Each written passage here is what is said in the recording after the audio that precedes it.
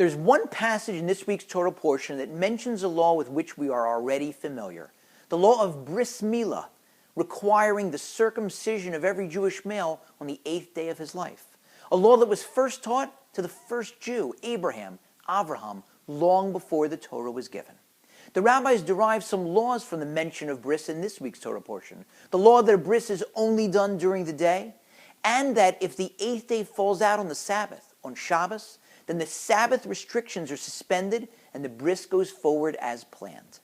But there's a deeper connection between the Shabbos and bris, because one of the reasons that we wait until the 8th day to perform the bris is to ensure that every Jewish baby boy will experience a Shabbos before his bris, will experience the tranquility and serenity that descends upon a Jewish home on the Shabbos, something that even a newborn baby can feel.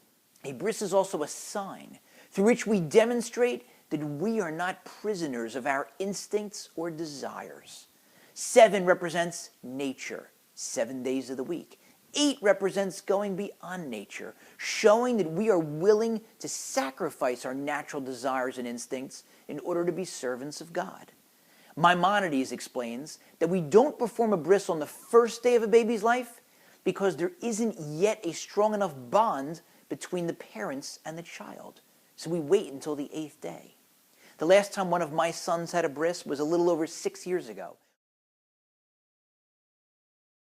when my twin boys each had a bris on the 8th day of their lives. I can assure you that by the 8th day, there's a strong bond between parent and son.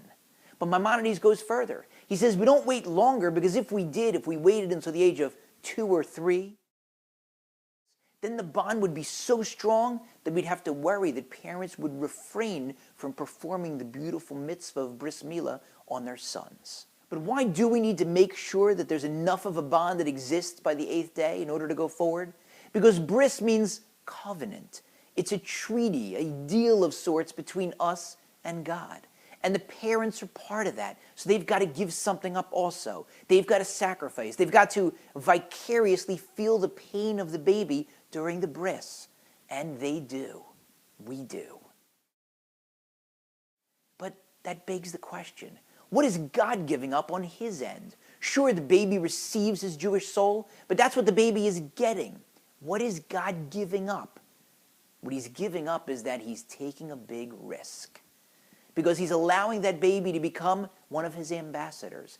Every Jew represents God. When God gives free will to that Jewish baby boy, he's taking a risk. If the boy makes the right choices in his life, he'll make a Kiddush Hashem. He'll sanctify God's name publicly. But if he makes the wrong choices, he'll make a Chilul Hashem. He'll have disgraced God's name. And so that's what God is giving up. And that's something about which we should always be mindful, that like it or not, as Jews, we are God's ambassadors. And that's not something that we can ever take lightly.